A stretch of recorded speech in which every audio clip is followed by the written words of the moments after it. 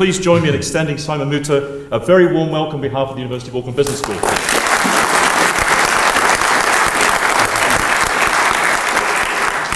Okay, you're started for 10. Simon, we've entitled this conversation Leadership in the Digital Age. What's different about the kind of leadership that's required in a digital age compared to the industrial age? Well, look, it's a great place to start the conversation because, certainly in my first roles in management, which were back in the sort of late 1980s, while we thought we had a digital age going on then, it is nothing by comparison to what it is today. And so I can genuinely believe that I've sort of seen through, seen what it's like in both senses. And look, I would say the digital age is, primarily characterised by the pace of change. And I think that is, if there's one single thought that says it's different because everything moves on so quickly and so unexpectedly. So the way you have to think about leading, the way you have to cover options, the way you have to plan for change, even when it seems like you're on a really positive track, the end of the positive track can come very, very quickly. So I think pace of change is the first major difference. I think the way people communicate today in a sort of very immediate way, the 24/7 connectivity, the way they connect together and incredibly blur the boundaries between work and their home lives is also dramatically different. So, even 10 years ago, work was work and home was home, and, even if you had a work phone, you weren't allowed to use it to make calls to mum, right? Today, everything is so intertwined, and so, the people you're leading don't disassociate the two parts of their lives in the way they do, and that creates quite, big new challenges for how you get your head around motivating and leading people, because they're not just listening to the work story. Well, it's what's so refreshing that we're doing this the old-fashioned way, face to face. There you go. And look, people have come out in droves.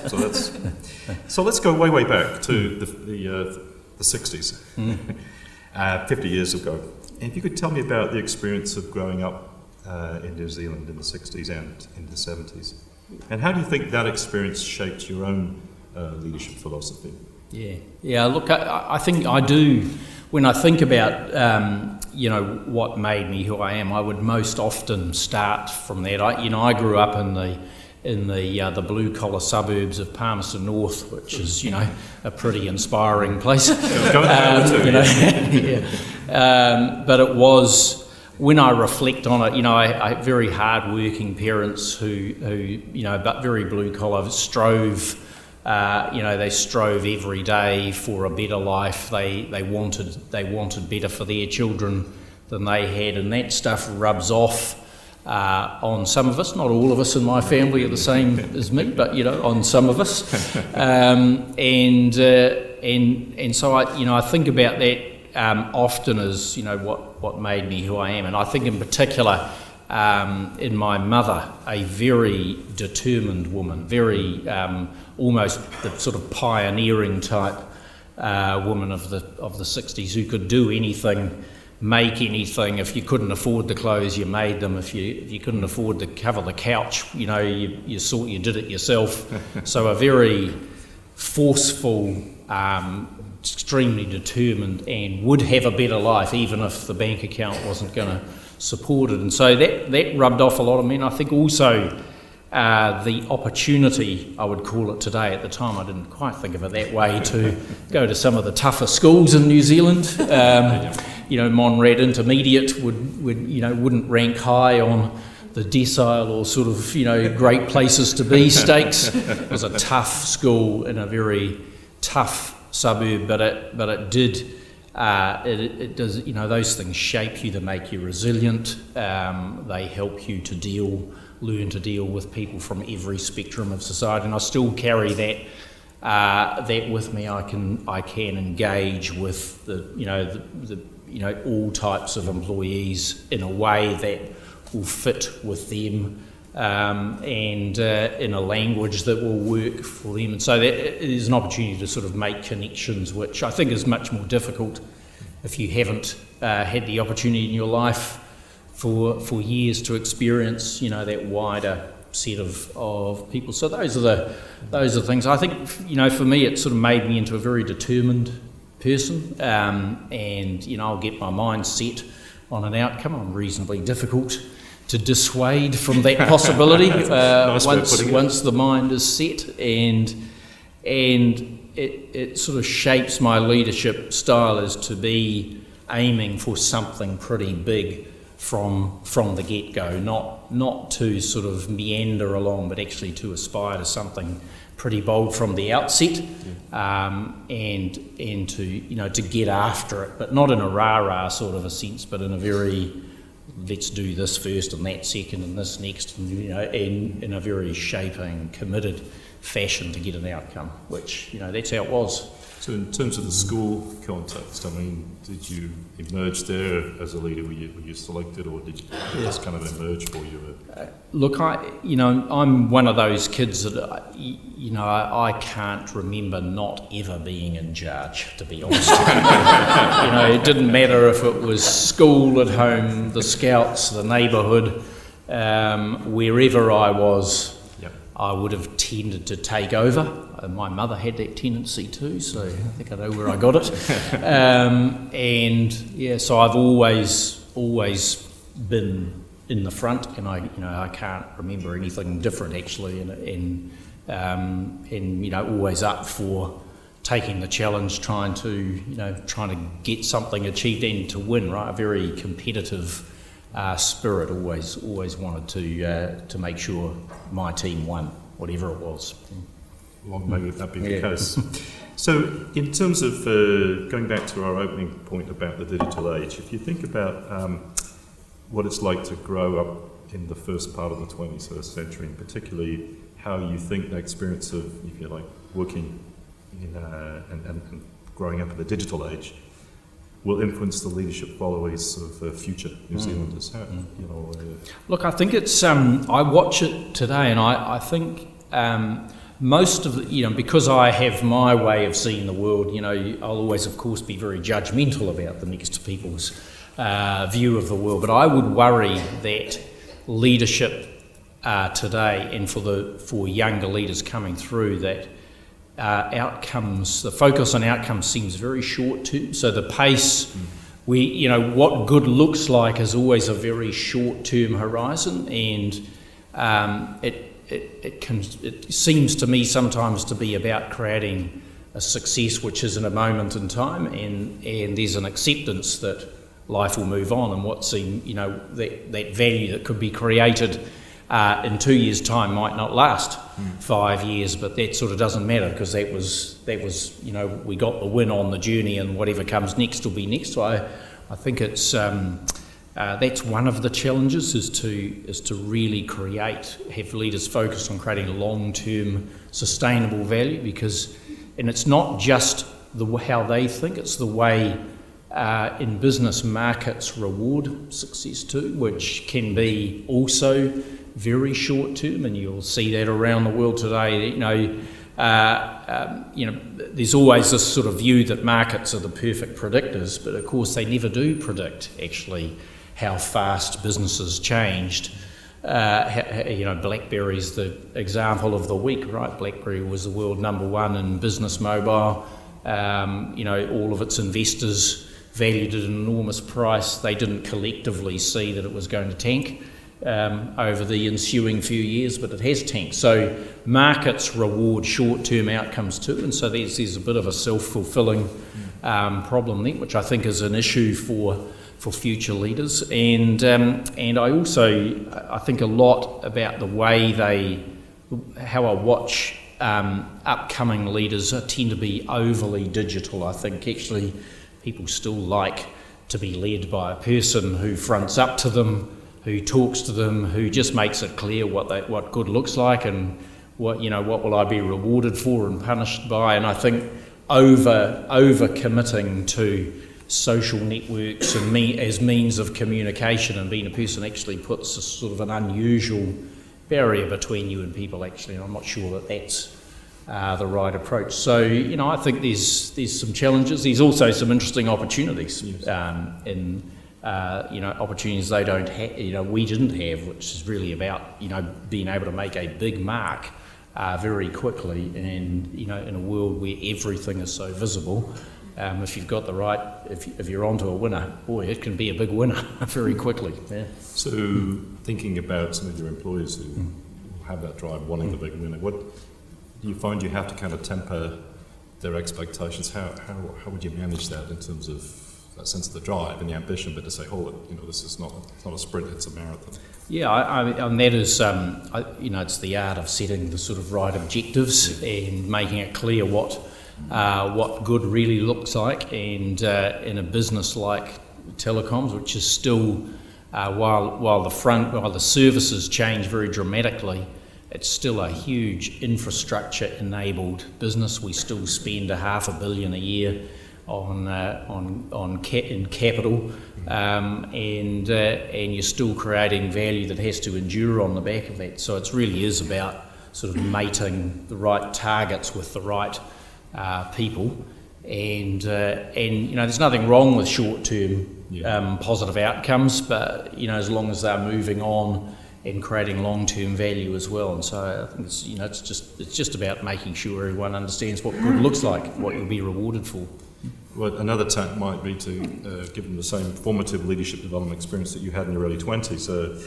Your first management position was running Palmerston North's largest fish and chip shop. That's right. And while you were studying for your engineering degree, what did you learn from that experience that's still important for you today as you move into work into the senior? One thing I learned is the smell of fish, which I still find it difficult to eat fish and chips after doing that. So I was the longest serving employee of what was a fish and chip shop called Captain Delicious in Palmerston Quick North. commercial break. I'm not sure about fish and chips. I'm not sure if they're still going, but I saw it through 3 managers and ended up in my last year at Massey as the most experienced employee in this business. So when the boss went on holiday, I ran the shop. He had an office lady who did the paid the bills and things, but I ran the store, which was a bit weird. It taught you what sort of hard work is and how little money you could earn for working so many hours. That was an inspiration. I'm not doing this for the rest of my bloody life. But again, it was the fact that he would ask me to do that was a confidence building. I had his trust. I could manage that, and of course I took that responsibility seriously. It was his livelihood and his company, and so that was an honour, and but just built over years a sense of confidence that I could do that sort of thing. Have you been back recently? I go back to Palmy occasionally because my parents are still there. So, and I do occasionally visit the owner of that store too. We've kept in touch over the years. So yeah. But I don't think the shop's still there. So no. I think it's gone now. Yeah. Good on you. You've described yourself as a directional leader who is occasionally directive. Can you explain what you mean by this? I think there are a lot of different types of leaders, and leaders enable business outcomes and release their organisation potential in different ways. And for me, that is mostly, a sense of, building a very clear direction for an organisation. And I will put a lot of work into the first year in any big job to to chart a course, really, to reset strategy for whatever it is we're trying to achieve. That is, usually a pretty bold view and aspiration for the future, and do a lot of the work that's and lead the work, because a lot of people have a role in that, but to figure out what the future could be. what the strategy that would, unlock that value and those outcomes might be, what therefore you had to do in terms of planning and capability and performance to enable that possibility. And so setting that direction and powering up an organisation to deliver it is the way I would start any journey. So I'm less inclined to be out in front of the people, doing the sort of human leadership stuff until I've got a very clear story. So I'll lead off the back of what I think is a positive thing to be part of. And, if I relate a few examples for that, when I was in the power industry, I inherited, I was the CEO of one of the smaller power companies in New Zealand. We charted a course to make it into one of the biggest over 7 years, and we did that through M&A, 7 transactions, and went from number 26 in New Zealand to number 4 in the industry. And that was a powerful story that when we set it out right from the start, was everyone in the company wanted to be part of that story. So it was easy then to lead in a practical sense of how to motivate that. The same, Auckland Airport was similarly a story of a change in aspiration about the growth that business could achieve. It was latent potential in that company, I thought, and setting up a directional shift that was the inspiration for the key people who bought in to be part of it, not my style or other ways of working. So that's what I think about as a directional leadership, being really clear, but not just an aspiration, a really formed strategy and executional plan to deliver it. That's what I would call directional leadership. And boy, I can be a pain in the arse in terms of driving to that, and I will move up and down the layers and can be very directive sometimes, and I'll leave room for people to be empowered within boundaries. But one of my philosophies, and I stole this line, I can't remember where from, but true empowerment requires forceful leadership, is a very a strong message. People want to be empowered, but within very tight and clear boundaries, actually, and with a very clear expression about what success looks like and what it is that they each do. So I will tend to go up and down the layers of an organisation and can be quite bossy, actually, about what has to be done and how it has to be done. And I'll do that especially in a troubled business or a highly stressed business. And telecom is like that right now, where it is a highly stressed business, been on a 10-year losing streak, and turning it round takes a very strong directional lead and a huge amount of directive action to motivate and unlock the potential of the organisation to respond. And that is the position we're in today. And I don't think when you're taking on a really big challenge, you can't tap dance around the issues. You've got to be pretty clear.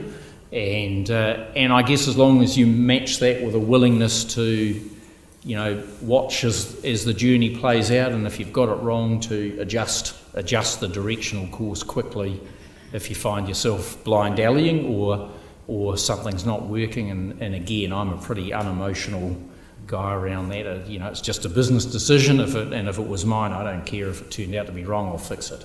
I'll hold my people to that too, and I'll help them be unemotional sometimes if I have to.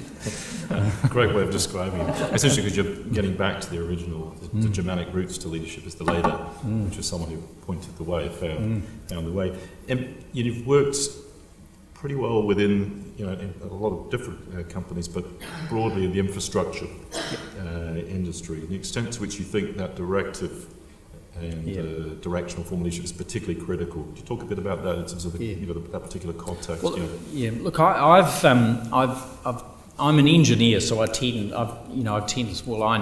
have instincts for businesses which are built around infrastructure or technology, or that's my thing. So I've tended to stay close to that type of business, and having spent all my career in it, you do over time develop the judgment and instincts to sort of, with some confidence, be able to direct activity to get right outcome. And so, and I think in particularly in infrastructure industries, there are some secrets. They're not really secrets, but there are some principles actually about how you unlock value from them, because they tend to have very high fixed cost structures and relatively low short-run marginal costs compared to long-run costs. And so the way you create value and operate them is a bit mathematical, and if you allow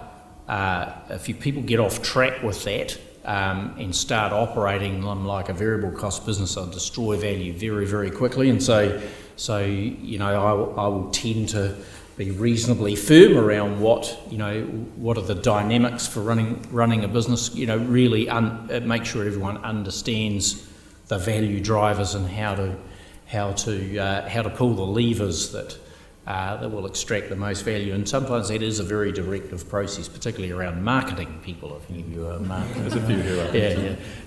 So we won't embarrass them. No. But sometimes there's a reasonably firm hand required to make sure that the way the business is promoted and sold, the way product is done, is managed in a way that's going to create long-term value, because that's most of the cost is below the line, and if you get too hung up on incremental margins, you can destroy an awful lot of long-term value in the process.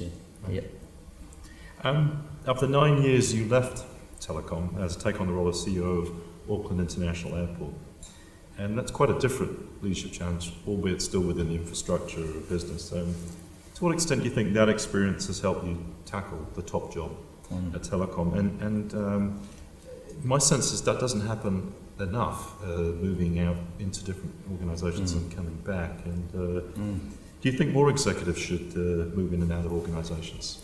Yeah, look, I left Telecom after 9 years because I thought I was part of the problem. I was Teresa's right hand. I did run the New Zealand business, and we did get into, we didn't do a great job in terms of customer perceptions and got offside with the government. So I thought, well, look, actually the right thing for me to do was to hop out of there and let a new face, let someone new take over and not have me there. Become that guy who says, "Oh no, we already tried that. That didn't work." Right? You've all seen one of those. So I didn't want to be that guy. So I left, and I thought the opportunity at the airport was a good fit with my skills and capabilities, and look, the airport job turned into a very interesting, because I went there thinking it was an infrastructure business, and it clearly always had been, and that's the way those companies are thought of around the world. They lay concrete and build buildings, and that's the mission. But that was already in pretty good shape. So I couldn't see how to add much value there. But it actually dawned on us that it really could be in the New Zealand context, because Auckland Airport is such a big company. Airports wouldn't normally be so big in the scale of their national business environment as Auckland Airport is now, the third biggest listed company in New Zealand. It was a very big business in a very thinly capitalised and fragmented tourism industry. We decided, that actually maybe there was a prospect of the airport company being the leader in tourism and taking a stance of trying to drive growth for New Zealand in terms of visitation. And so it was a big call. It was a strategy that most observers, particularly the stock market observers, thought was nutso. They didn't. The most common result when we set out a plan to shift from being an engineering business to being a sales growth engine. I shut down. Outsourced all the engineering, took all that resource, and put a sales team together who got on aeroplanes and went around and tried to sell New Zealand as a destination to other to airlines in Asia predominantly, and we bought stakes in some other airports to try to beef up the scale of the offer. That strategy was really at the time we launched it, the stock market, the people who followed our stock thought it was silly, and that it wouldn't work, and no airports don't do that. But actually, what they weren't getting was how significant Auckland Airport was in the New Zealand context. It is true that an airport, in other countries, isn't necessarily such a big player, and so that strategy was a very successful strategy, and the team, the great team we built at the airport did execute incredibly well on it, and you can see the benefit to the business, but also to the country in the performance of Auckland Airport over the last few years, and the shareholders have had a doubling of their share price in that 4-year period as well. So it's been a good outcome. And so what was the learning? Actually, be confident.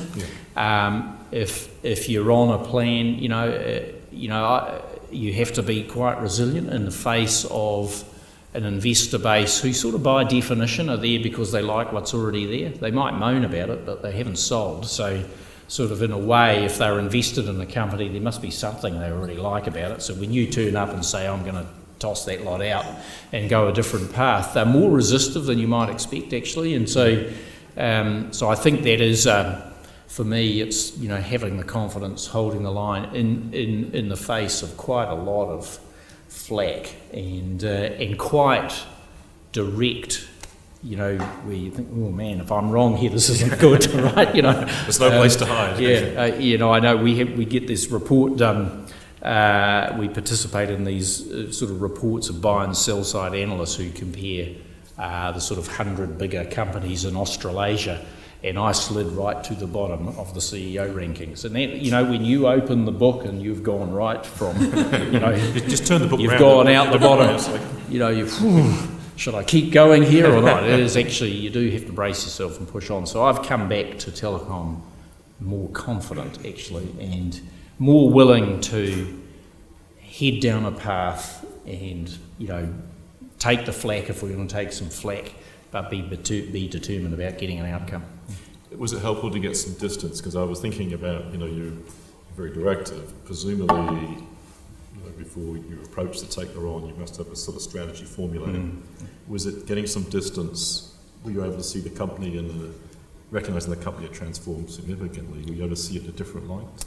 Find a different way for it? Yeah, I on going back to Telecom, which I take your point, is unusual to go back. I know people who've gone back to the same industry, but it's unusual to go back from one senior role to another senior role in the same company. And I think when I reflect on that, there was some hazards in there too, because I was at risk of going back with it's just the same business I left 4 years ago. So I had to be very disciplined actually about listening to the organisation, and so I did for the first few months. I tried not to do too many things, but I did cross the line a few times, but I was very conscious about listening to the organisation for the first 3 or 4 months, and to customers and to the stakeholders, to make sure I had a bearing on what it was and how it was different from when I'd left a few years earlier. And that was an unusual mix actually. So the staff thought it was more different than it appeared to me actually, and it just shows how time and changes of face can, people think it's been renewed, but it wasn't as renewed as they thought. And one simple example would be the senior leaders thought it was a much smaller organisation in terms of people numbers, because they had restructured it several times in that 4 years, and they'd seen a lot of people leave. But when I started to look at the numbers, I was convinced they don't seem any different. So I initially thought that, well, that must be true, but they didn't seem much different. And sure enough, having gone back, I got the finance team to go and actually pull the numbers out, and the organisation was, literally only 200 or 300 people less than it was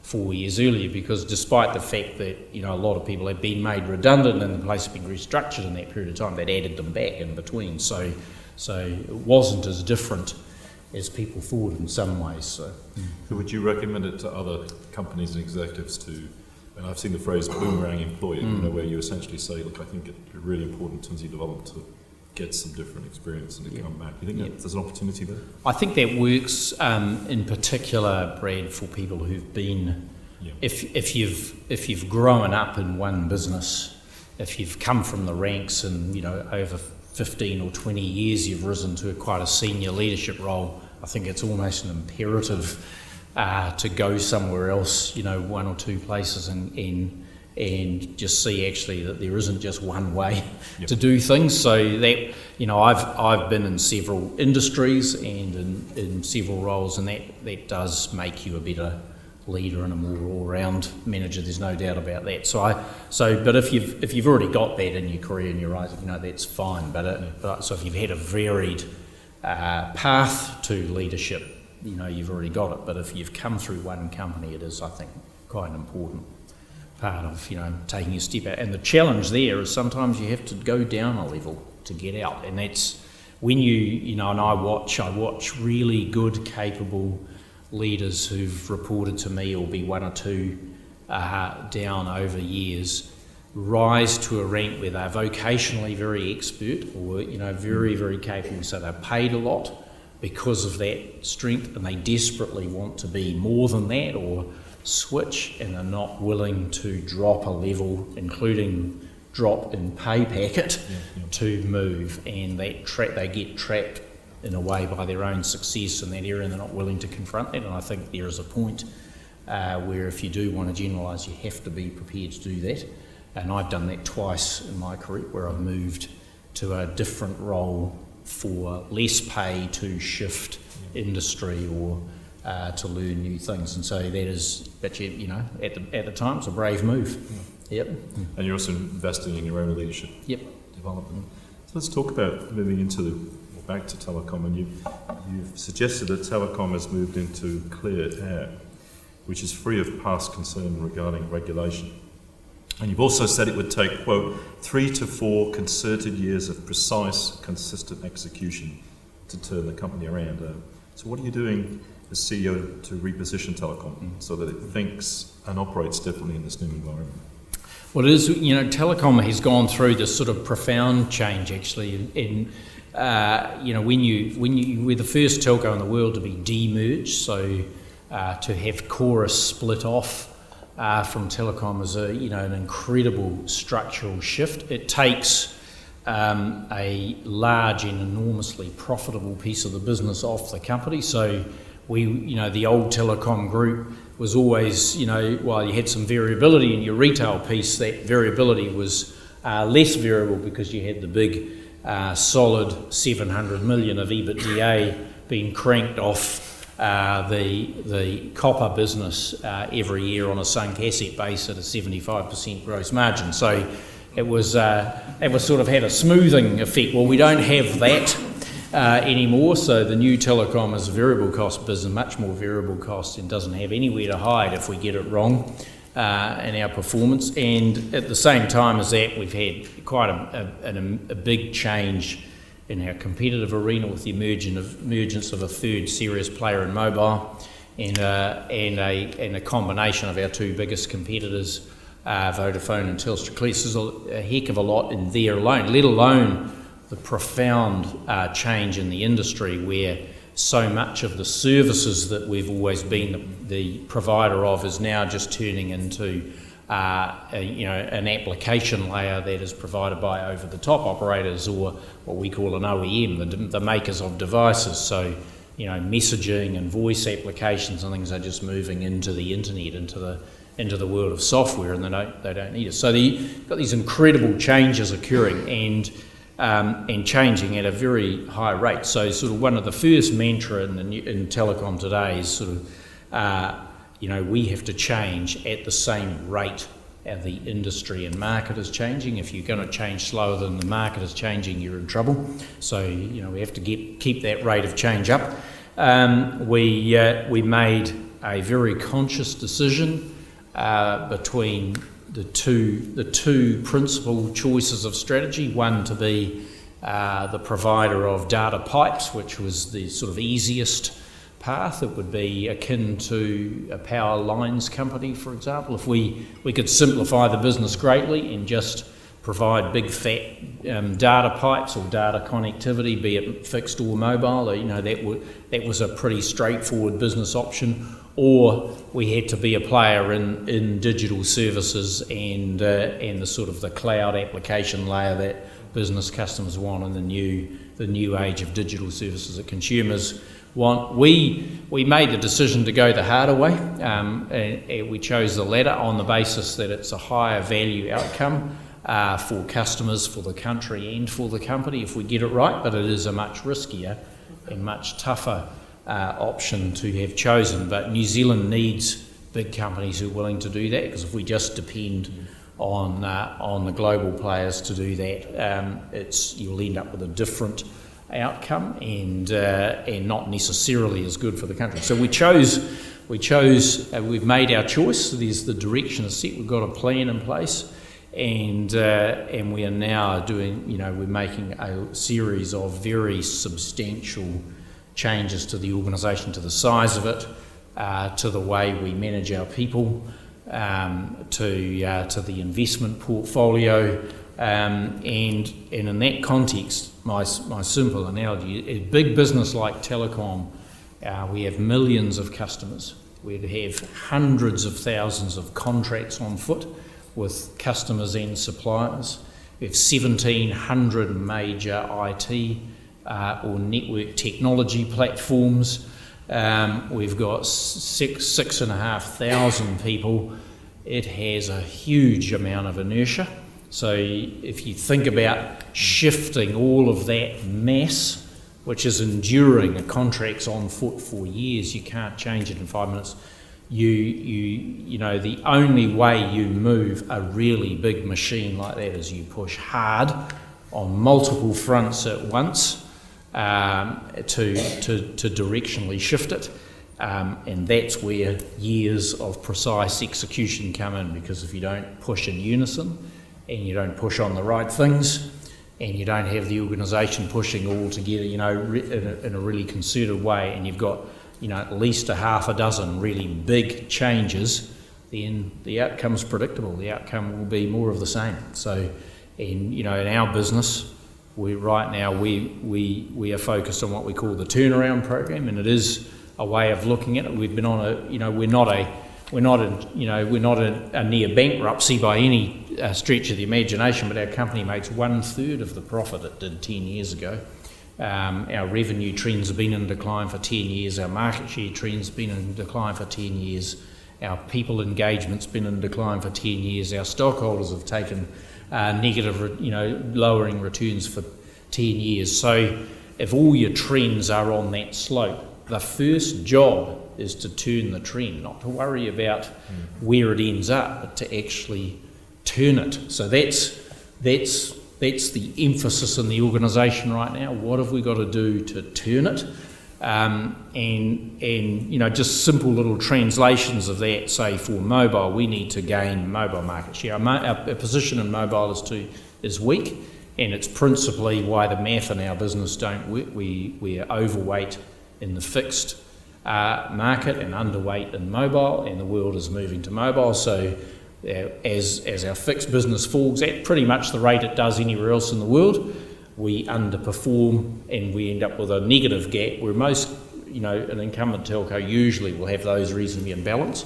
So we have to move our mobile position up in revenue market share, but that's just too big an idea to communicate to several thousand people. So by thinking about momentum today, all you actually have to think, if you solve the math right, win 50% of the action tomorrow. So the line in mobile is win 50% of everything that's going tomorrow. Win it next week, win it next month, and if we keep on winning it every month, the market share will sort itself out. So the objective will be achieved, and that's what I think about, how you push an organisation. You have to make it real for every person, so they know, in mobile we know, what we have to do, and they look at, today we moved the business from monthly in arrears reporting which if you think about, I was thinking about you report at the cycle at which you're willing to intervene. And so if you report monthly, at best you'll intervene monthly. That's if you're going to take action as a manager. Usually it'll be slower than that. Monthly reporting usually means by the time you're looking at numbers, actually it's usually well into the following month. And then as soon as if you think something's going on, the first thing you say is, well, we better wait to see another month or two to see if we've got a trend here. And so actually your cycle of intervention gets a long way out of what's going on. So we've moved our retail business to daily. So they now have, for example, all of their sales targets, every shop, every product line, every channel we trade through, we have a team who work overnight to report it. So it's available to the leadership team at 8:30 in the morning. The leadership team meets at 8:30. They run over it. Wherever we're off target, we immediately take corrective action that day to get the business back on, to win 50% of everything that's going today. That's the mantra. So that's a way of thinking about it. Yeah, particularly like as you do, only measure at the pace at which you're willing to intervene daily. Obviously, it's a yep, you have to in retail, and that's a big shift. So we've talked about the monitoring.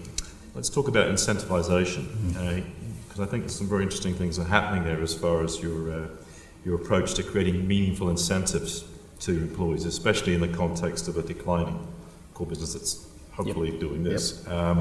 So how's that approach, what's that approach been, and how's that being applied to you? Yeah. Look, we've at Telecom we would have, I think, what most people would regard as a textbook sort of HR and incentive framework. We've had it for a long time. It's sort of where I learnt textbook HR, because the companies I'd run before we didn't have much of that. But Telecom, being a very big business, has two of everything. Has the best systems in the world for talent management or performance reviews, automated online, ranking systems. We had an all-staff incentive program where every single member of the staff was either on a sales incentive or an annual short-term incentive structure. We had all the LTI frameworks. And look, the stark truth, I think the sort of realisation after the results of the last 10 years is there's no sign of any of those things ever making any difference positively. So we've thrown the textbook out. I just want to make sure this is a clear distinction. No. I mean, I'm just talking about frameworks, not good management, but all of those systems and things, you cannot point to a single indicator in the company that says we did that there and it made this difference. So we've tossed it, the whole lot, and we're starting over again. And that we've scrapped all of the online performance management systems and rating structures and all that sort of thing. We've just gone back to a good old monthly one-on-one with your boss, and we're currently working through with our managers, teaching them how to have a one-on-one conversation every month. It is that basic, and it is amazing because you forget how big organisations will get out of touch with this. It's the highest rating training the company's ever done. So people say, "Oh, thank God for just telling us something useful," instead of all the highfalutin sort of leadership stuff we've done for many years. So it's from other universities, not this one, of course. Clearly not. But very focused incentives. We've moved away from short-term incentives for the vast majority of staff. We just pulled that back to be a senior scheme only, and the line is, if you're better than your neighbour and you produce better results, guess what? We'll just pay you more. We don't have to have all of this complex process. Actually, in New Zealand's hard to take. Actually, New Zealanders don't like ranking systems, and they don't like forced distributions, and very egalitarian people, and so it's some of those things work a lot easier in multinationals and in other countries, but I've never seen them work particularly well in New Zealand. New Zealand employees hate being forced into ranking systems and things that govern. They always see it as grossly unfair. So why bother? In the end, we move away from that. So incentives. So we're trying to narrow down incentives, and and also make them much more tightly linked to real outcomes. Cash, so everything on STI this year for the senior people who are still in the scheme is about cash. So not some of the sort of self-fulfilling stuff, around HR programs and things which are all manipulatable. And it's really simple. If you want a bonus next year, we're going to generate a lot more cash than we did last year. And similarly, our long-term incentives, we're just closing down multiple schemes and framing them in very tightly around total returns to shareholders as simple hurdle constructs. And if you want big outcomes, you've got to deliver big TSR to get them. So straightforward, and I'm in the same. I carry, my principle always is I'll have the same targets as the organisation's got. I'll operate in the same schemes, subject to the fact, in a listed company, the CEOs often have to be managed differently in a listed environment because they're approved by shareholders, whereas other staff aren't. But as far as possible, everything is lined up, so we're all in, we're all out. So let's talk about the courageous conversations, maybe not on a monthly basis, but with the board. How do you think the board can contribute to a turnaround effort like the one that you're going through right now? Look, I think boards, I've worked with a few boards over the years, and I think New Zealand directors by and large are very, very good, and we're good at building boards that are balanced and that bring collective skills together. Where they're the best, and sometimes where they're not so good and need some encouraging along, is bringing collective, the merits of the sort of independent people on the board who bring different perspectives, but actually channeling that to some direction for the executive team. So where a board can be annoying is when everyone's just voicing an opinion, and they can be quite often very different opinions around a diverse board table. That often leaves the CEO thinking, either I'll just go and do whatever I wanted, which I can sometimes be inclined to do, or what the hell do I make of that? And so I think the most important thing for a board is to debate, but bring to channel it in to an outcome. And then I think second is to really get focused around the big value. Where is the big prize, the big value generation,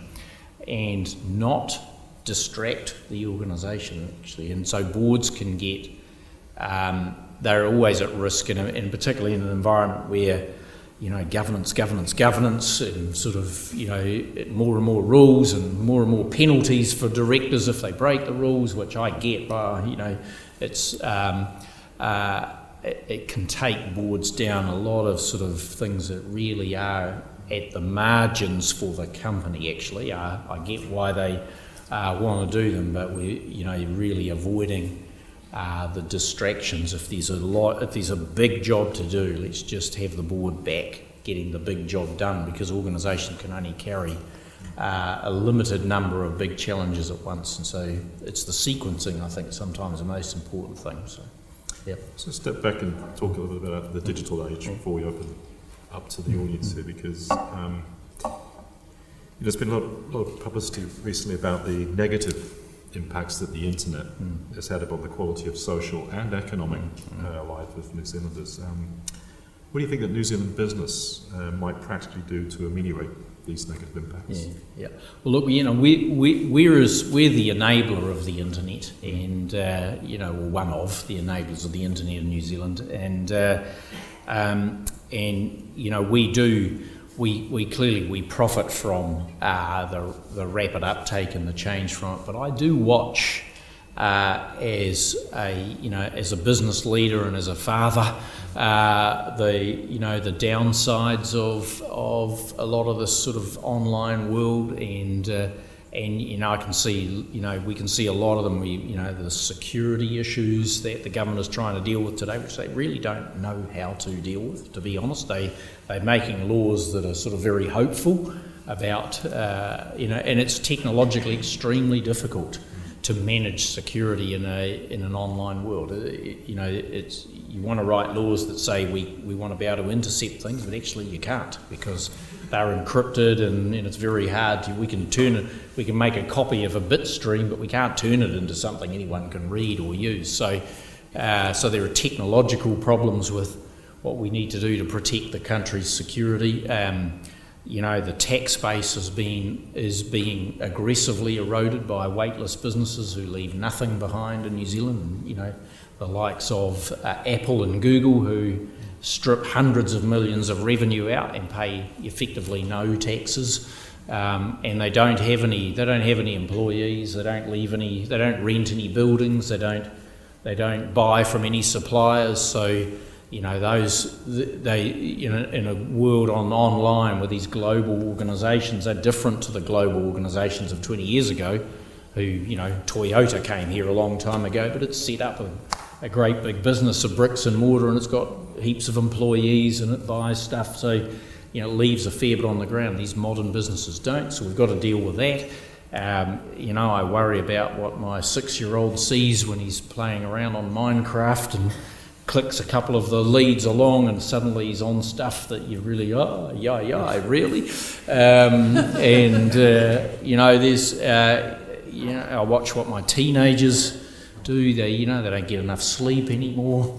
This sort of 24/7. Quite different from us. Yeah, but the tendency. I think the current stat is the average smartphone user reaches for their phone 150 times a day. I think if you think about yourself, that will be true, but for teenagers, probably a lot more than that, actually. So how smart is that? Yeah. So these things have got negative, and I don't think, given the rate of change that's bringing them on, that the country and the business community are moving fast enough to respond to those changes, actually. And so, that's something as a business community we need to get more resolute about, and to work with the government, because I don't think you can just call on the government to solve these problems. They often can't, but I think we do need to do more, and that is about the right organisations getting together and committing to it. And often it needs competitors to get in a room, and we're overly sensitive sometimes in New Zealand about competitors being in a room sorting this stuff out too. But if you're going to manage some of these risks, it does need a sophisticated way of allowing competitors to work together on some things and not be seen to be up to dodgy stuff. Certainly in Telecom we're up for that, and I would want us to be part of responding to those things. So a leader in the New Zealand NZ Inc. idea. And that's New Zealand. Certainly at Auckland Airport, it was a great opportunity to see New Zealand Inc. at its best. And when we went hunting to get the Chinese to fly to New Zealand, it was a powerful portrayal of a small country where a dozen CEOs and a few government senior ministers could get together, work out a plan, and launch a multi-pronged bid to get the Chinese to come here, and they did, and they made an unbelievable difference to the economy. The number 2 source of visitors for New Zealand already, which is a staggering outcome. That's when you'll see NZ Inc. work at its best, and small is a real advantage in that way. You're able to get things done. But small is a huge disadvantage when we get silly and argumentative or internally competitive, and that still happens far more than it should in New Zealand. So again, having business leaders work together with a more usually there's a greater prize in being a small country in the bottom of the planet in collaborating as industries. Fonterra, I think, is probably the best recent example of that. An industry that hunts as a pack globally rather than gets all hung up on internal competition. I think again, we just get a little bit too worried about internal factors when we should really say, well, we're actually in most sectors we're a small player in a global market, and we should hunt as a pack much more than we do. The rest of the world is blissfully ignorant about those efforts. But in terms of hunting as a pack, the critical leadership question I must ask is what leadership lessons did you personally derive from the America's Cup campaign? This question was formulated 2 weeks ago with a different end in mind, but I still think it's valid. So what do you think we can learn from it? And I did have a heads up on this question, and I was scratching my head, but it actually dawned on me that the answer is, the most profound leadership act occurred when Spittle called the timeout, actually. So when I reflect on it, what were they, down 8-0 or something? I think, it was 7-0 or something like that when he called it. And he basically said, look, we're stuffed. We cannot come out here again and do this again because we're going to get the same result. And he was brave enough to have the world take the mickey out of him for that period. We all laughed at them, thought they were completely devoid of ideas. They just they time-outed the second race that day and went back to the shed. But those guys effectively at that point, he called it. He said, we're in trouble. We have not got a story here that can beat this team, and they went and whatever, I don't know what they did, but they made a series. They clearly made several material interventions in that team, in that boat or whatever, and came out. That was risky because they had 2 or 3 days to do that, and I think it was a very risky move, but it was a big call. They made it, and they came out and they were unbeatable after that. So they made enough changes to respond. And so, for me, that is a little bit about what we're doing at Telecom. We said we cannot keep, if we're going to break out of a 10-year losing streak, we have got to do some things that are markedly different from what we've been doing. And let's call it, let's give it a go, and hopefully we'll get the same result. Look out, Vodafone. We'd like to convey our appreciation for you, and I would invite you all to give a very warm thank you for having me. Thanks for Simon Moutter.